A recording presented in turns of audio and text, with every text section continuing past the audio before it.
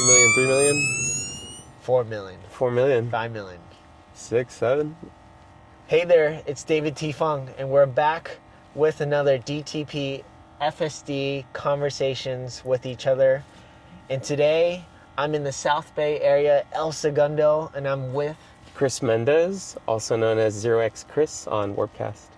Warpcast. If you haven't heard of it, get on it. It's a decentralized social network. Yeah, More on that later. absolutely. But today, we're in your area of Los Angeles. I wanted to go down here. It's quite a beautiful day in Los Angeles. Where do you want to navigate to? I'm going to show you a couple of places around Redondo Beach. That's where I live, but I do work here in El Segundo.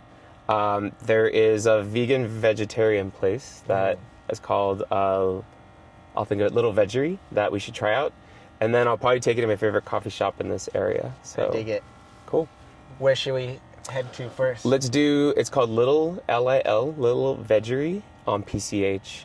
That should get you there. Awesome. Once I press this button, do you want to say navigate to then the location? Sure. Here we go.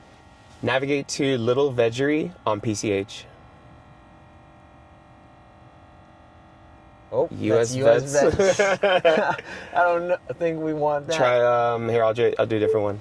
Navigate to Wanna Chill on PCH.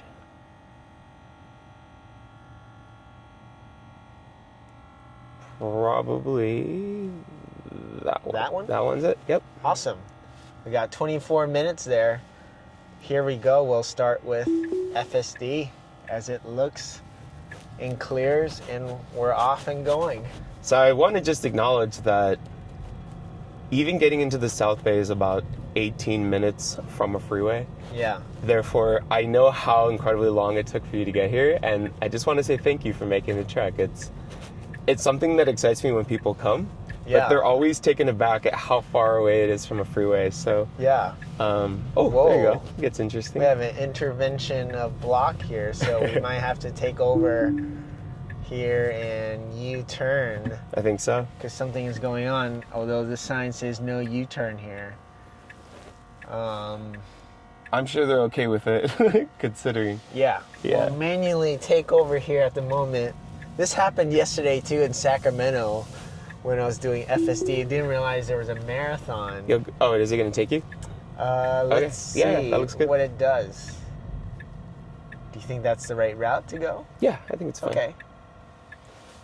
But yeah, sometimes those moments FSD doesn't realize it, but I'll just take over for a moment. But we're back in it. We're back in the grind and the groove, and I'm excited to see how this all plays out. It's truly unique for me. Have you experienced FSD before? No, I've been wanting to do the Waymo one? Waymo, yeah. Just came out in LA. Just been trying to find different reasons, and it hasn't really clicked. I think that when I'm in downtown or maybe near like Venice, it'll be more available. Yeah. But dude, this is like the beginning of something really exciting. Like, I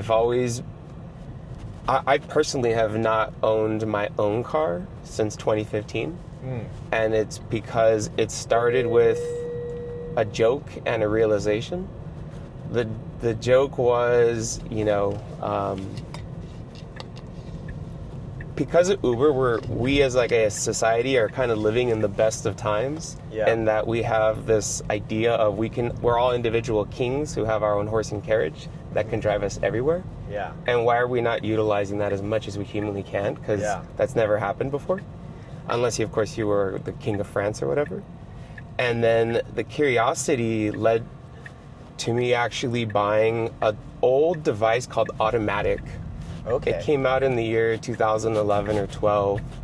It was a dongle that you would attach to your car, and it would keep a record of your gas mileage or your gas consumption, where you drove, and just how efficient are you with braking and basically driving behavior. Yeah, your driving economy. Yeah, and it was a startup at the time, but they had this physical device, so very, capital intensive for them. But I bought it, I plugged it into my car, and I drove it for about 3 months.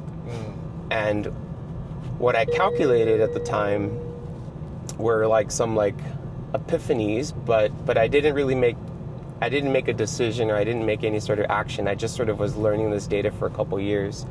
And one of them was to drive from downtown LA, which is where I was living, to Santa Monica and back was going to basically cost me $8.40 in a car. One way. Yeah, that's right. One way. And then on the way back, it's another set. Now, that's not a bad price. And in fact, I was surprised because this was during some soaring gas era. Yeah. But what caught my attention was that it was taking me an hour and a half to get to the west side, and then another hour and a half to go to the east. Right. And when I did the time calculation of that, my time is calculated as some sort of hourly rate or money, I realized that I was wasting too much time driving.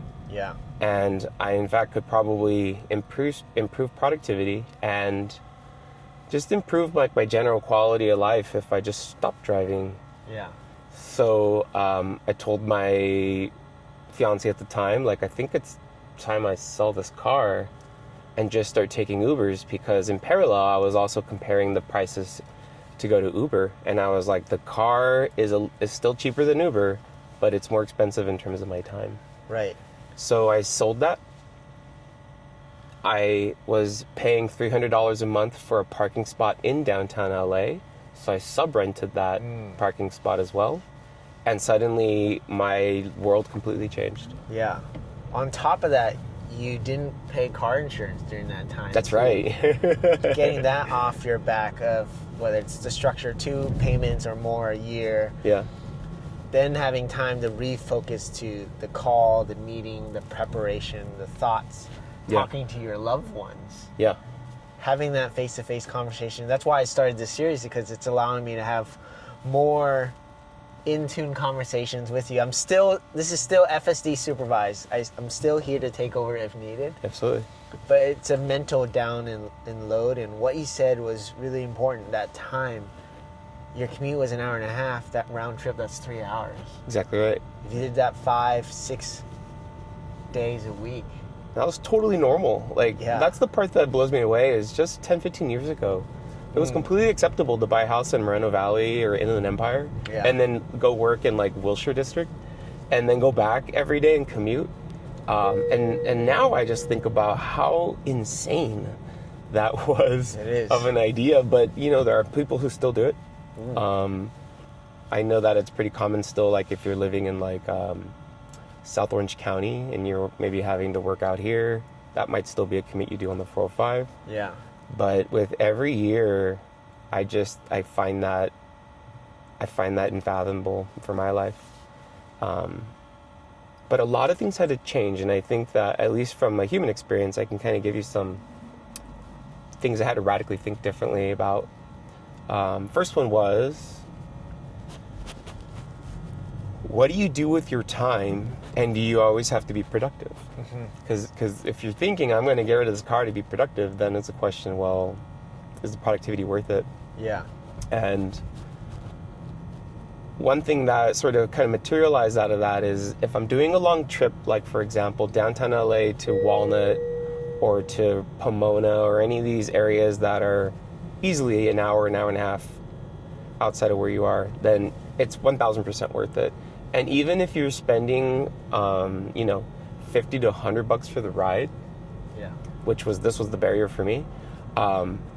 In the end, when I did my yearly itemizations and taxes, all of those rides, even when they were expensive, as long as they were once in a while, proved to be cheaper than me owning the car with insurance and the parking spot. And so what I ended up doing really quickly was figuring out a number. And this was so long ago, I can tell you the number then. In 2015, the number was $3,000. Yeah.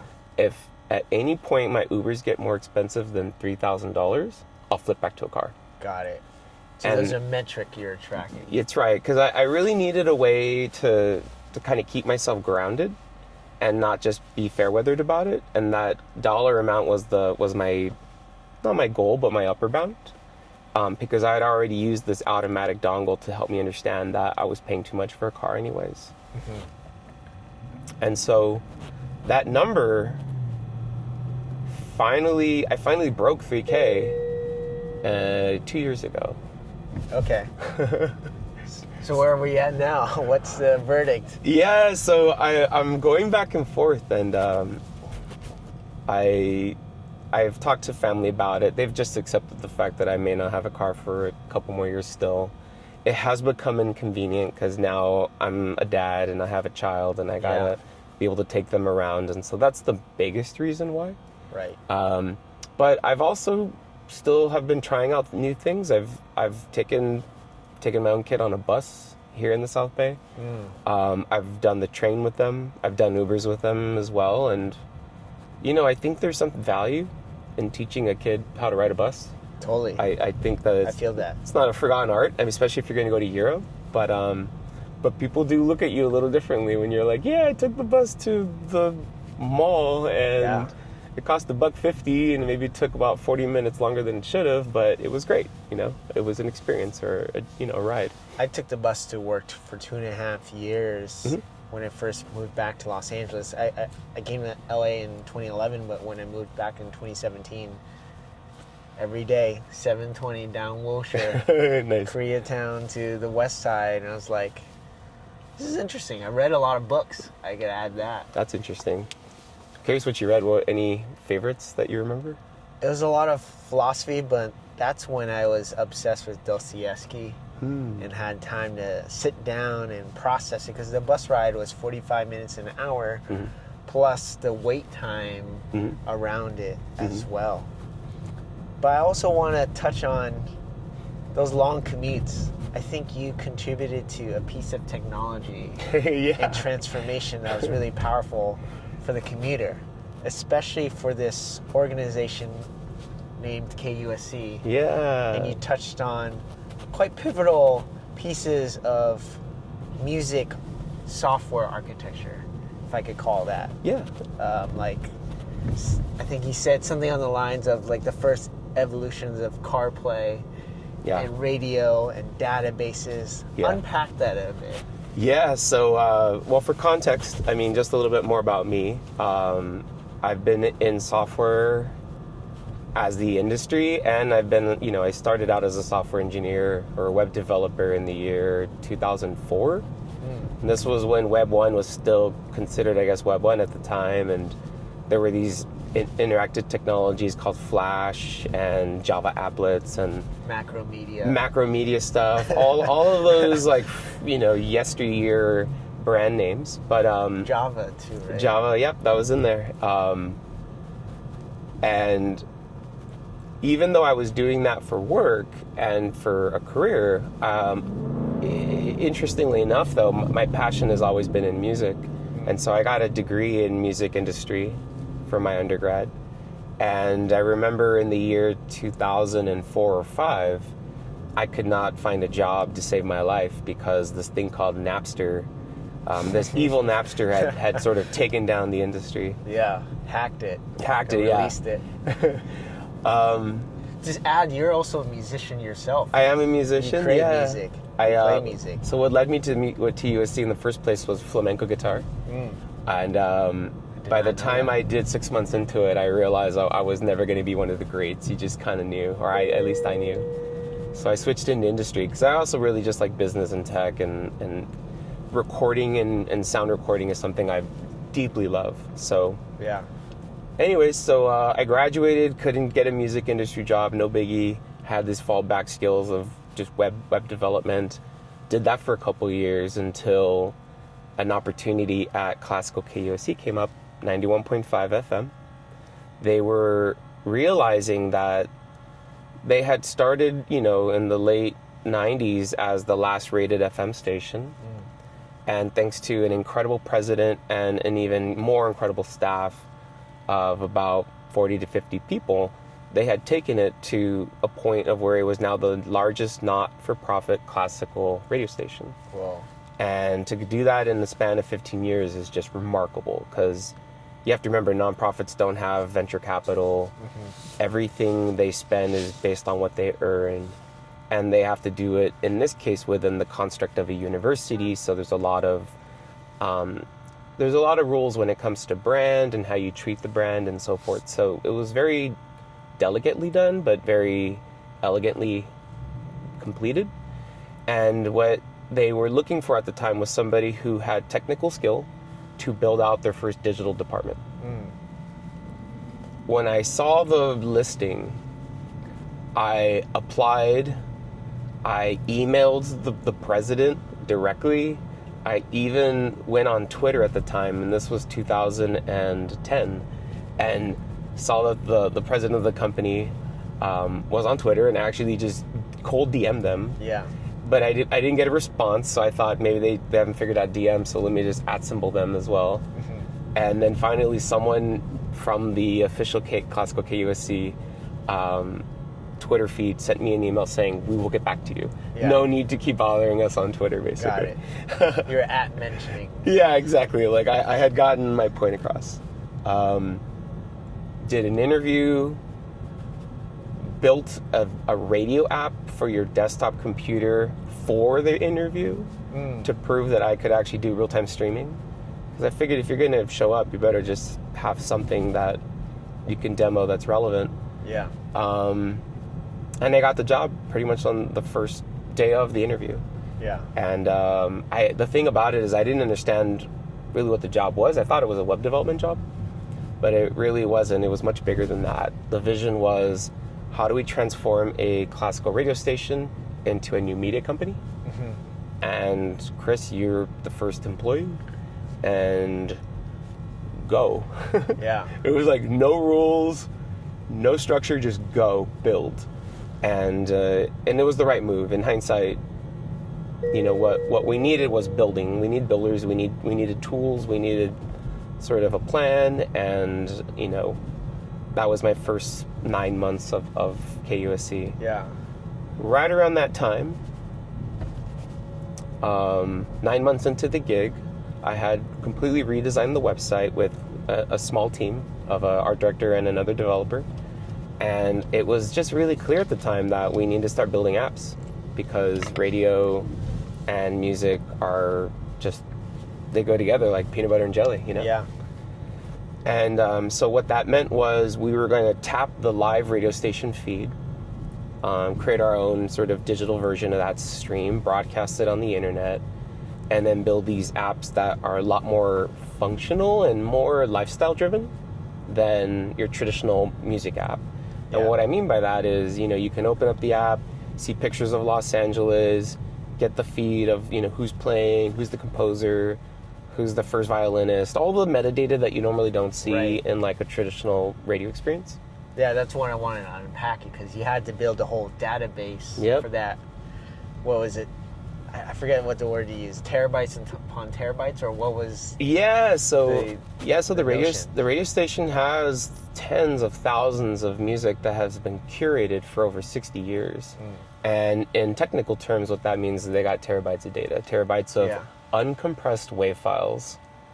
And it's really difficult to manage WAV files because the format doesn't have a way for you to put metadata inside of it, which means you have these like XML files with the metadata and the WAV file, and in real time you got to put them together and spit it out to the consumer in a way that almost looks like flawlessly like an MP3 with a little bit of ID3 tags. So you had two databases that had to be aggregated together? Pretty much. Okay. And then we had a musical director who would have to, the role of a musical director is that they pick the songs for the day.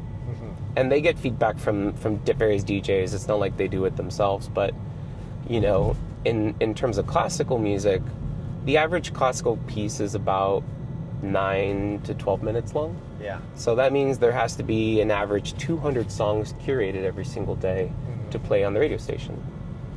And that's classical. So imagine with pop music, it's like 1,000 songs a day or something. It's a very thankless task, but it's actually the most important task, is curation.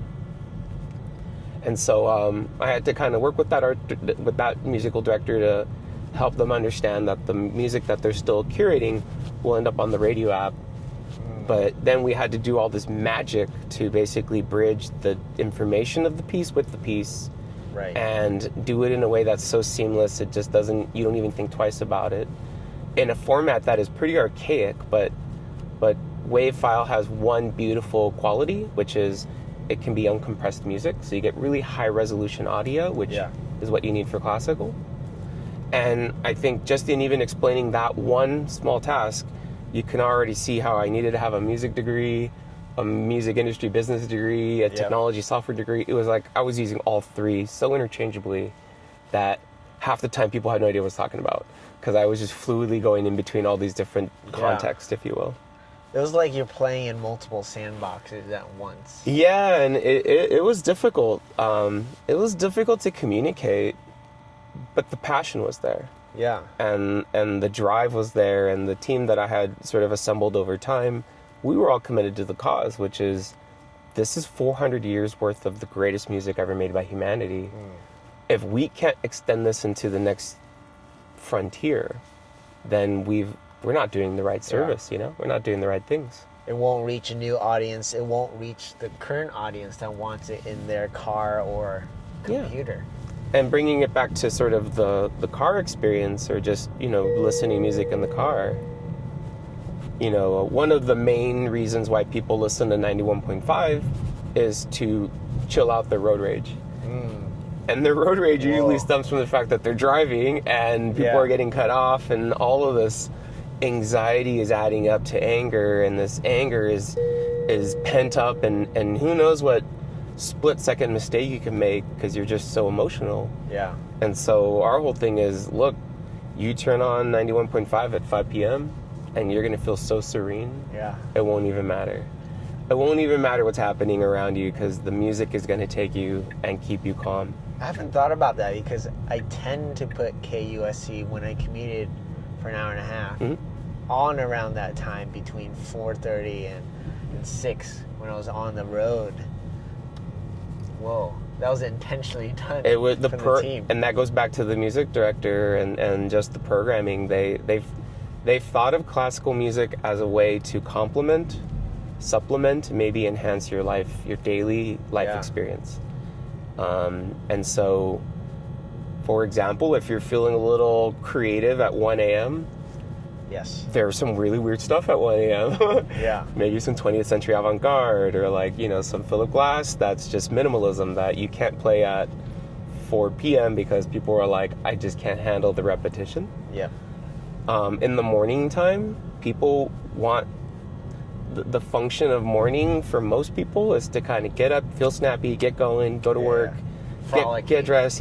So Mozart is the perfect composer to just get you going and feeling peppy without that espresso or without that cup of joe. And so you'll hear a lot of like that really short sort of Baroque style music, or maybe some other kinds of classical, but you won't hear an epic Beethoven piece at 9 a.m., for example. You won't hear da-da-da-da. If you did, it's for a joke, I'm sure. I also want to add, if you haven't noticed in your modern cars, Chris is a contributor and creator of that metadata, seeing all that visual and being able to put onto that interface, right? That imagery and all the song listings that you see in modern cars now. That's crazy. Yeah, so, I mean, basically it was a natural extension. When CarPlay was first coming out, there were actually, the words were even different back then. So Google Autoplay, and I don't remember if it's called Autoplay now, but it's like Google wasn't even called Google yet. It was called MirrorLink. And MirrorLink was an alliance across all these different car manufacturers who wanted to build an operating system or contribute to an operating system for the car, but not use Apple, basically. And so so Google started this like kind of MirrorLink alliance, which later got changed to Google Autoplay, I think, or Car Auto. And then Apple always just had their singular vision of CarPlay. And when we were first experimenting with it, I mean, it was like, hey, here's this beta kit for CarPlay. It was so natural for us to say, now we have a way to, strangely enough, bring radio back to the car again, right? And this time we need to just be thoughtful about the data it's sending, and you have to remember that under certain conditions of driving, data will come in and out and be a lot more sort of, what's the word, like, it can just easily be interrupted. So we had to calculate all these interesting factors, but in the end, we were one of the first CarPlay apps, especially for classical, and it's been growing ever since. In parallel, the team and I had basically spun up a different idea called GeoTunes. And the idea there was, let's scrape the lyrics of every song in the world and then geotag where the songs are about. Yeah. Then let's build this map, this interactive map that will plot the location of these songs. And so if you click on, Kazakhstan, the country, you get songs about Kazakhstan. Or if you click Redondo Beach, you get songs about Redondo Beach. We had basically contextualized all this music in this unique database. That is wild. And that was where I was saying, dude, this is the future. This is telematics. That's what the industry was known of. It's probably still is called that. But I'm like, this is the future of radio, is like real-time data as you drive, and hopefully it doesn't cause you to crash. So yeah, there's a lot of intentional design there, and I love the aspects of hearing how the scheduling for KUSC was intentional to the mood, the joy, and wanting to contribute to someone's day. Absolutely, because there are some people who will listen to classical music or just music because of the artfulness of it, or the piece, or the complexity of it. But most people just want it to evoke an emotion. Yeah.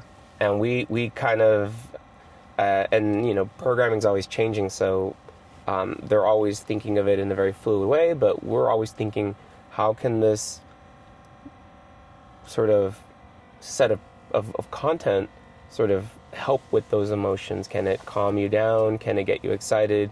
Can it kind of help you be more creative? Can it just give you some meditative peace? And when you start to look at it from that perspective, I'd say then you're thinking like a DJ. And for KUSC's case, they not only see it as like being able to be functional, but they see this as like, we still have to celebrate the greatest work in humanity, sort of one example of humanity. And so it's more mission driven as well. Like, we want to not only show the old classics, but introduce new things, because music's still growing, it's not dead. And so striking that balance of being functional, but also being something for your lifestyle, and also being something to taste make, is a really hard gig. Yeah, what I really admire about you is that your brain navigates and is able to synthesize things at the intersection of art and science, whether it's the art of evoking emotions and that sonic feeling of a song, or the science of building something together and formulating and being able to put the parts of the whole together. And that's really powerful. So thank you, dude. You sharing that part of history. And I hope people know more about KUSC's beginnings, of how it entered the digital frontier. Absolutely. And later KUSC converted a classical music station in San Francisco to a nonprofit classical. That company is called KDFC. And so if you're in the Bay Area, you'll get that same experience. A lot of the programming mirrors what you hear in KUSC. Whoa. So yeah, they're growing. They're still becoming the empire that they've got to become, because classical music has to keep thriving. Yeah. We're at our first location here, Lil Vegerie. Yeah, Lil Vegerie. And this will be our part one. We'll continue part two with some coffee, but shall we go eat? Let's do it. So we're back with part two here. We just finished a meal at Lil Vegerie.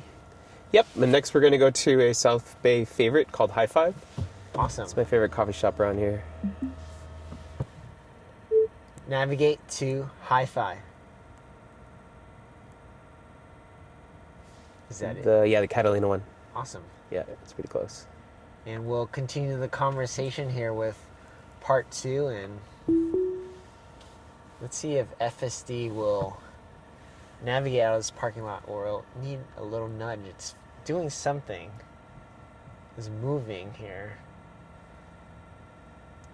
Sometimes it just needs me to pedal it, but it's looking at something and doing something. Interesting. So, do you want to give it a moment to see what it does? Yeah. It's turning the wheel. something's happening. I mean, the thing that if I could just like see a line by line audit of everything it's considering or thinking about or factoring, Yeah. that I think is where AI will get me most excited about, is in this idea of explainable AI. When you can finally stop worrying about p-hacking and stop worrying about the black box problem and just go, oh, I see why I made those decisions. Yeah. Such as right now. Totally. Sometimes it needs a little nudge from the pedals. I'm go for it here. Yeah, teach it how to go forward. But this is FSD version 12.5.6.3. We're waiting for version 13.2, which some of our community members do have right now in the Tesla FSD world, where it does do reverse out of a parking spot. And when it gets to its final destination, does park at an actual parking slot. It's a one-touch experience, but we're not there yet. But this does have an AMD Ryzen computer in it. What's really cool is that you're learning it by the version builds, like major minor build versions. Yep. Yeah. I've never really met anyone who's ever consumed software that way. Usually it's like I just need to hit an update and it updates it. But you're getting down to the feature was available in this build. Yeah. The commentary and documentation is important because this part of this adventure is also seeing the progression. Got it. And yeah. the theme or the thematic thing I'm trying to tackle is human-like tech. It's doing human-like things for me right now. It's stopping at this light, slowing down with ease, getting some regenerative braking, not killing my brakes for the long term, but now proceeding forward when it's clear. Right. Or when we're going to be at a T intersection where we have a stop sign, but it's a main boulevard. The computer with the vision and cameras has the ability to look at all angles at once. And that's where its capabilities are kind of transcending a human, because we only pivot our head around 128 degrees of a vantage point at a time. Mm-hmm. I'm kind of torn by that idea, though, that we have to build software or an OS that beats a human on all of these different categories before we can just trust it enough to let it figure itself, like before we can say that it's a solved problem, but also that the AI is better than us. Because I kind of sometimes think that if you just created a condition for the AI to do extremely well, it will. Yeah. Even if it's non-human by nature, or like it doesn't have a sense of human thinking, human-centered thinking. Like here's a fun question: can humans create non-human-centered environments? Can humans create non-human-centered environments? Or do our environments that we build can they only be made for us by us? It's just an inverse way of looking at it. Yeah. A different way of saying is does this 8-year-old kid have to beat a black belt in karate in order for us to decide that this kid is an expert at something? Yeah. Or could we just rebuild the game or the environment in a way where the kid would win no matter what? And I feel like right now we're always just having, unfortunately, where we are in software, we're always just having to compare it to our own world, our own environment. Yeah. It's right here. Let's see how it does this Awesome. turn here. Yeah. I don't think it'll turn into a parking slot, but it's safely moving to the side. Interesting. So it says, yeah, they're handing it over to you. Yeah, it popped up the banner, autopilot completed, engaged to take over here. But we'll manually, this is the last, what I call 2% left on the ride, where I do need to manually take over to park. But FSD version 13.2 allows you to go the point A to B, parked to parked. with one touch of a button. Okay, so walk me through some of this, like, I have so many questions right now. Let's see if I can get this right. If the car gets in an accident, does the insurer penalize the software, the creator of the software, the manufacturer, or the driver? That has been an ongoing discussion with myself and others in the community. I think the insurance companies will, at the end of the day, penalize the person that is registered and has the license. Registered. I think that it will still be a form in person. Tesla already has language where it protects the company. And even in the software language, this is FSD supervised. So it's asking you to supervise while things are happening. There's this also interior cabin that's looking at your attentiveness. If I'm texting, it's gonna blink up this blue light and make this sound, and you'll get a strike if you violate the FSD mode in terms of doing another activity. So I guess this is like human-centered liability. Yes. Yeah, someone is still gonna have the liability at the end of the day. But when it comes to a point where you're literally going the robo-taxi, where Waymo is actually driving, right? That's a different conversation from this one. It's definitely contextual. Because I'm the registrant of this car, I have the license, I'm activating a feature, but it's not the entirety of the owner. I guess that would be a funny question to ask someone at Waymo. Who is that liability? I'm sure it's at the company, if an incident did happen. And does the company have to build their own insurance, or can they find other companies to insure them as well? I guess the other... I think that's why Tesla offers their own insurance, right? Yeah, Tesla has insurance, which is built into the software stack of tracking your miles, and if you're a good driver or not, it'll determine the rate real time. That's interesting. Yeah. All right, to be continued. Of course. Part 3 we go. So we're back for a part 3 here. We're gonna head to Redondo. I dig that name. It's the bakery. But I want to continue and change the topic here to RoutineHub.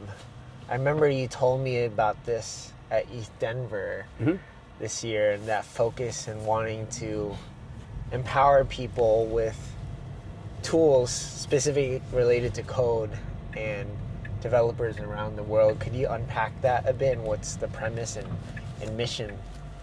Yes, so it's actually a little bit of a carryover from our first conversation, where I would get in these Ubers and drive for an hour and a half to these different cities, either for work or for meeting up with people.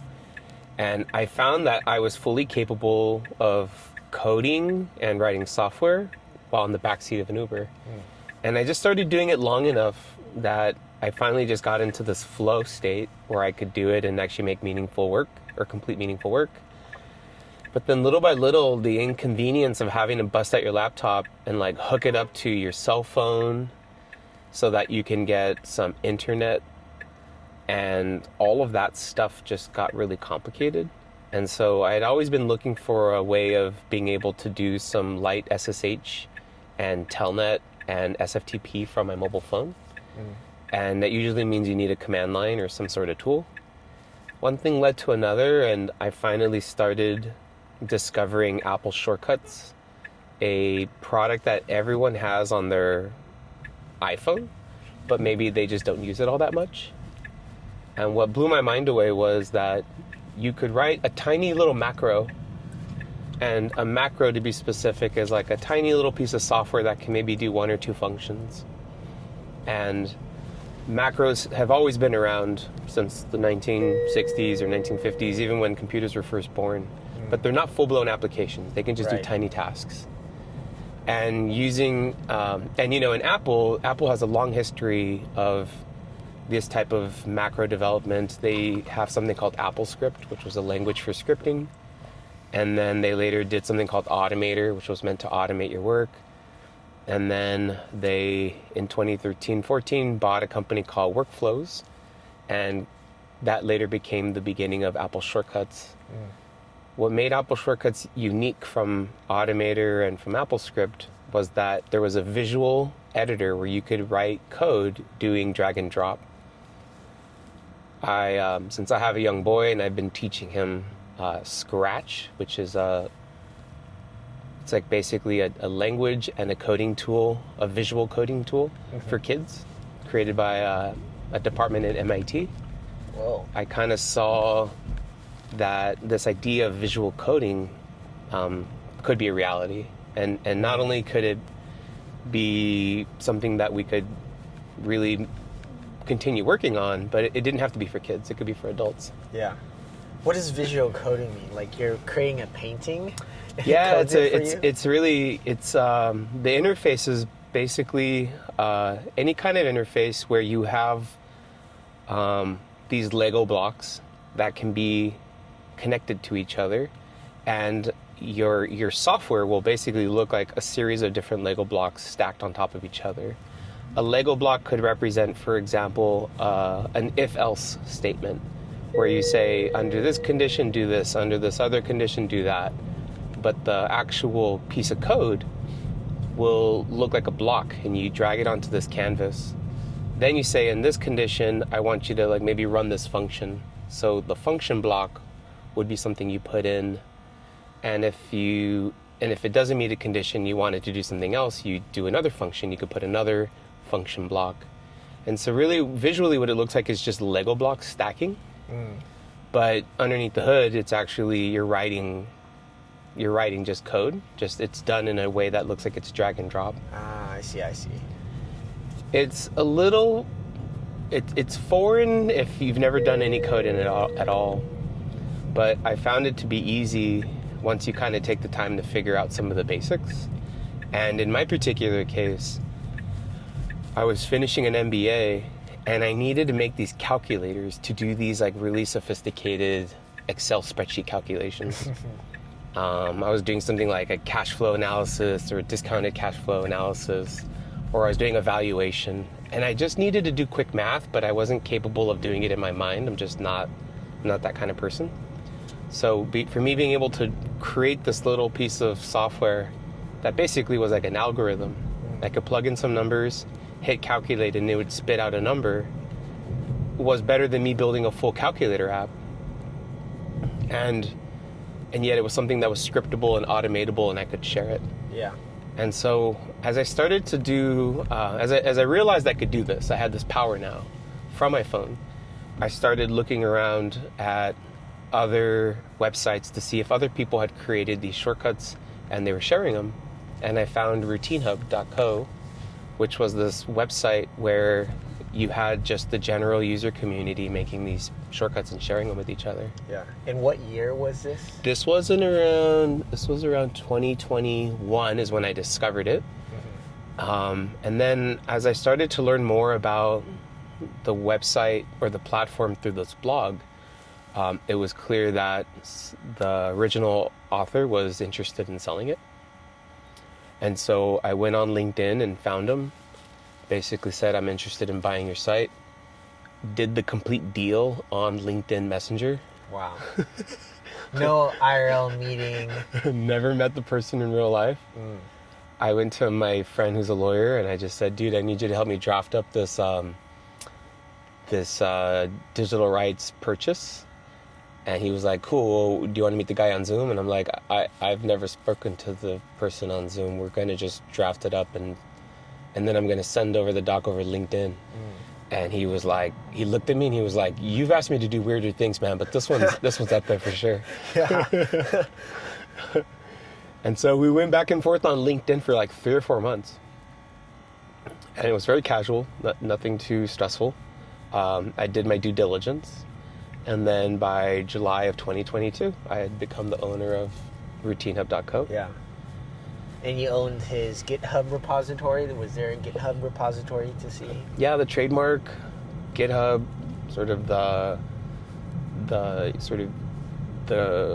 there's a lot of like metadata that was part of it, part of the IP.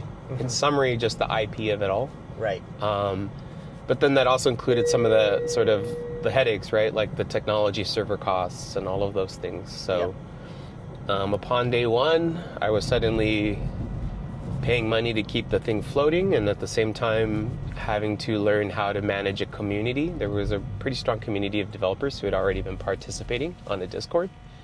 I had never used Discord up until that moment. And all of a sudden, voila, I had to now take on this whole thing at once.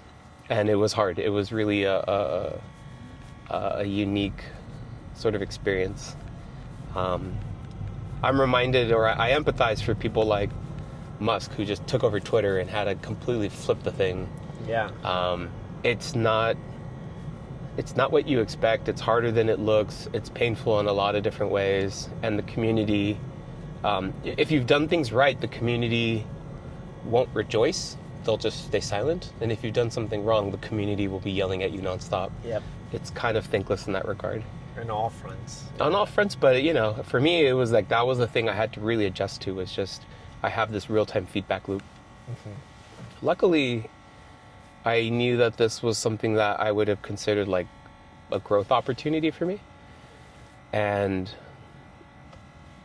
I didn't really fully understand what I had gotten myself into, but I'd say 6 months into it, after all this pain and all this transition that people call an integration, I kind of came out of it going, all right, I think I can do this for a couple of years. Yeah. What caught my attention was that the community was diehard, and they were making things and publishing it and making stuff and publishing it and making stuff and publishing it. And I was floored at the fact that people were just making things and they were wanting to share. Yeah. And the fact that you could do it from your mobile phone suddenly made me realize like this is possible. With shortcuts, right? That was the starting point. That's right. Feature. Apple Shortcuts has a couple of advantages. One of them is that what you create from your phone, you can instantly share with someone and the other person can consume it. Yeah. It's unlike GitHub, where with GitHub, you make some software, you publish it to GitHub, and then another developer has to have the technical chops to download the software and then re-upload it to Amazon Web Services or Google Cloud, turn it into a managed software that then consumers can then consume. Yeah. This one is, I think, a little bit of an even more closer relationship. The dev makes something, the consumer consumes it. There's no more in-between step. Right.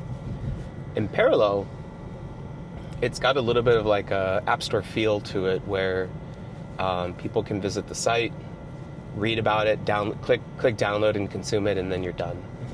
And I was sharing with you early on that when I first started, we had about 400,000 people visiting the site. Now we're between 1.5 and 2 million a month. Yeah. And big strides there. Really big, and that's where I have to say that one of my big areas that I enjoy is in operations, making just software operations, content operations. It's something I really dig. And so that was a part that was, I think, easy for me to do. Like, I could look at the database, say, here's the latency, how do we fix this? The technical aspects were easy enough. The challenge was doing it, you're building and improving this system while millions of people are still visiting it. And to do that at the same time is hard. It's like upgrading your plane while the plane's mid-flight. Yeah. It's just harder than it looks.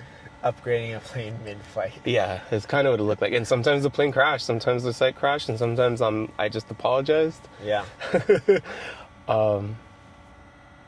But yeah, it's been going on for about 2 years.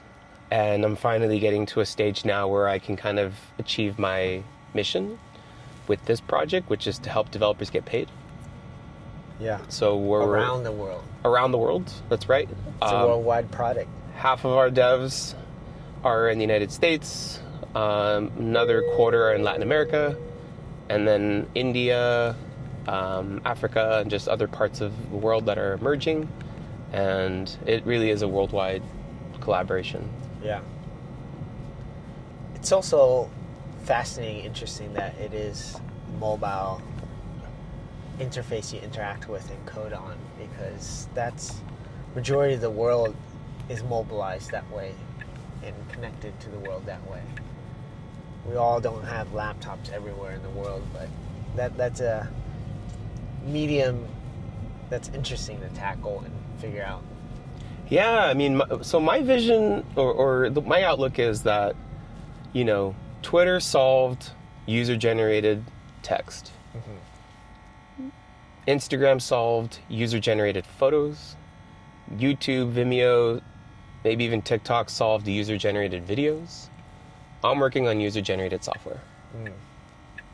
Yeah, to create more things in the world. Yeah, and the faster I can help create the tools and the infrastructure for you to write some code and deploy it and share it.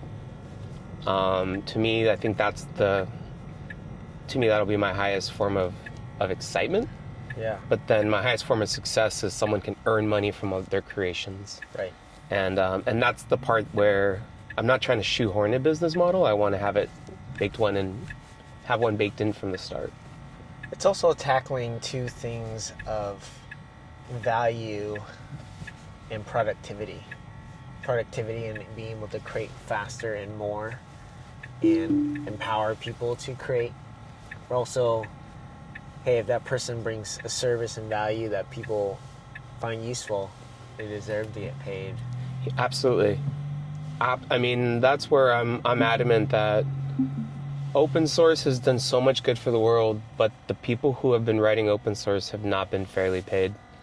And that if we don't change that, people are eventually going to just give up on creating open source content. And I think that we don't have to go from open source to full, hyper premium, super expensive software. There could be somewhere in between.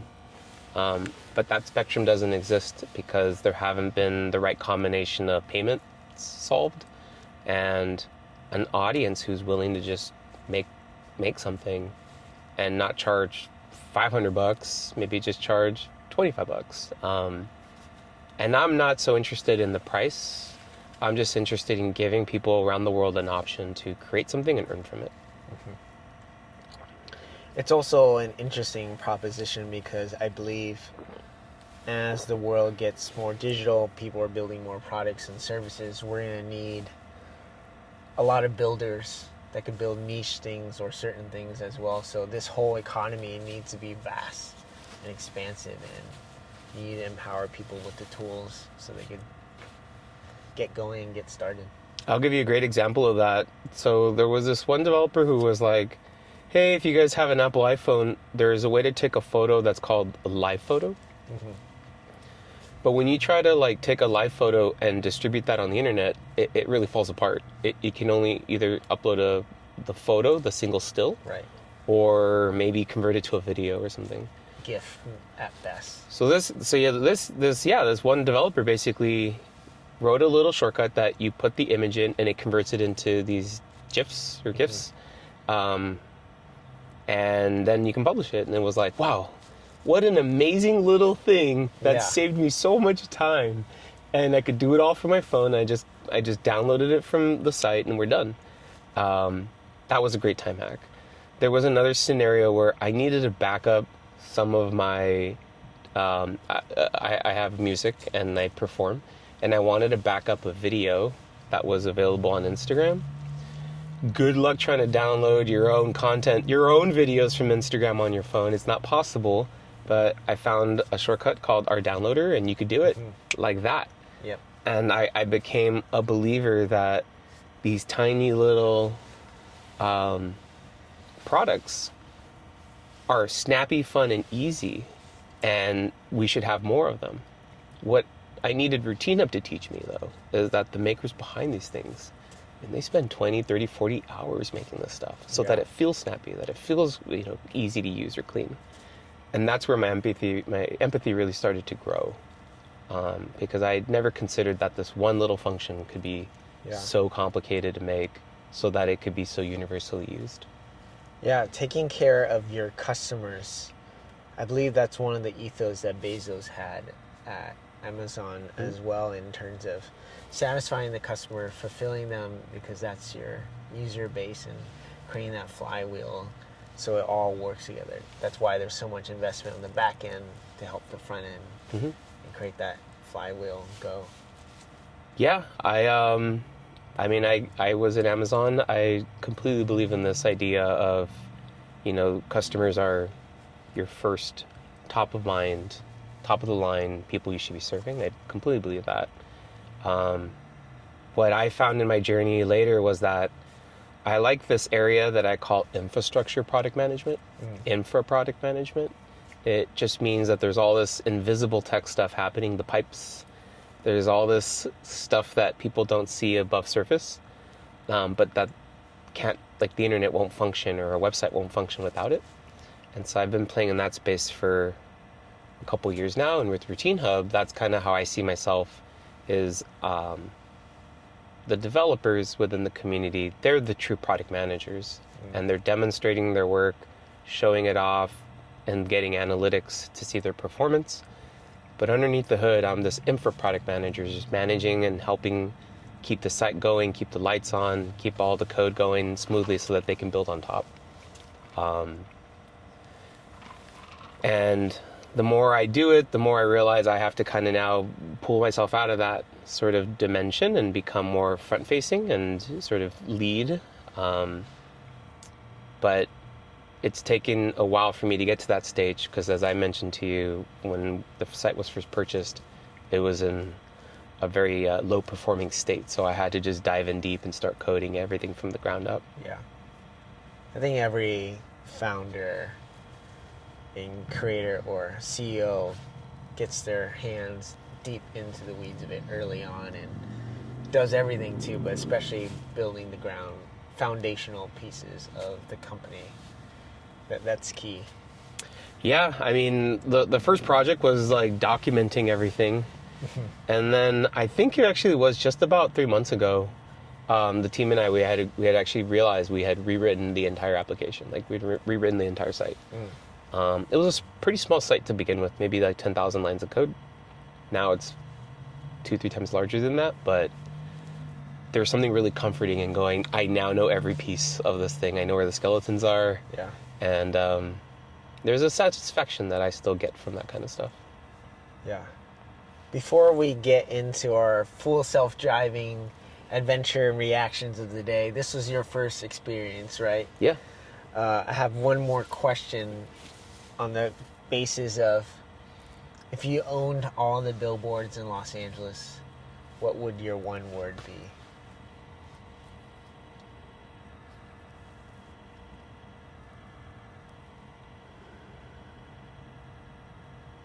That's a good question. All of them? One message? One word. One word message.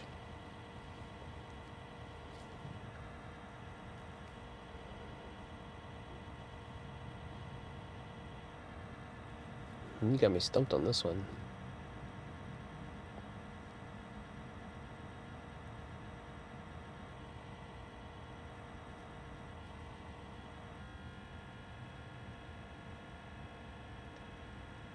I'll give you... Listen. Yeah. It'd be listen. That'd be it. Just listen. I also felt like you had a phrase that you're trying to mold into one word. I did, and then I quit that. I was like, what do I really, really think will help? Interested to hear that phrase. What I had in my head before? Yeah.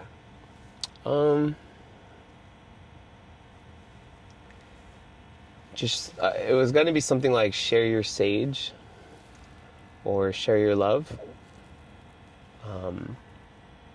But then it just felt too forceful. So that's why I just picked listen. Yeah. Well, thank you so much for allowing me to hear your stories today and listen. FSD reactions, your first experience on this adventure in the South Bay, from El Segundo now to Redondo, right? Mm-hmm. Thoughts, feelings? The quality of the conversation got better as I became more comfortable with you not completely distracted. But it took me time to understand that you're not having to do the million things that we all do when we're driving, right? And look back and forth. So I never knew that. I never I couldn't have told you I even realized how much I'm paying attention to the driver and see what they're doing while I'm talking. Yeah. And the ride itself was great. Really nice experience. No problems there. I don't know if we'll have as much road rage. So Yeah. I'll have to let KUSC know about this innovation. Of course. One car at a time. But with, yeah, good. yeah. But with that, keep going. I appreciate you, Chris. And thankful for this day and time. Let's enjoy the rest of the day. Keep going and stay heartful. Thank you so much, man. Appreciate you. Of course. See ya.